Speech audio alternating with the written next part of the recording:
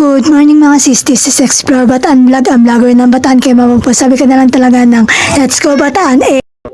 Kakagising lang natin yan. At ito nga pala ang mga kaganapan nung Sabado.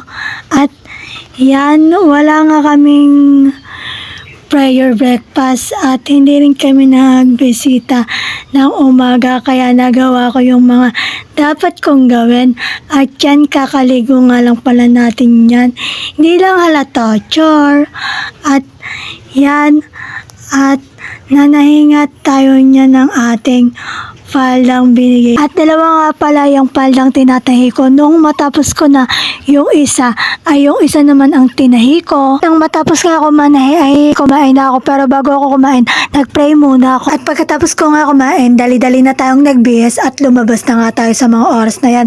At bumili nga muna pala tayo ng milk tea habang hinihintay na si Pastor at si Sister Amana. At nakabili na nga tayo ng milk tea. Ang flavor niyan ay chocolate. At ininom na nga natin yung milk tea sa mga oras na yan. At napakasarap nga naman. I-rate ko nga ng 10 out of 10. Kasi ilang beses na rin ako nakakabili doon at napakasarap nga naman talaga. At habang naglalakad nga tayo sa mga oras na yan ay maya-maya nga dumating na sila Pastor Renz as Sister Amana at sumakay na ako sa tricycle at nag-ikot na kami sa pagsosoul winningin namin. At yan nga pala si Sister Amana at pumunta lang naman kami ng Kataning at dun kami nagturo ng bata.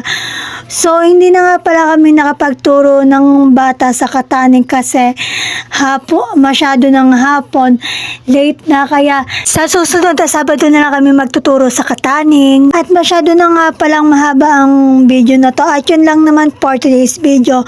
Wag nyo nga rin pala kakalimutan mag-like, comment, share, and follow sa aking Facebook page at pag-subscribe na rin kayo sa aking YouTube channel.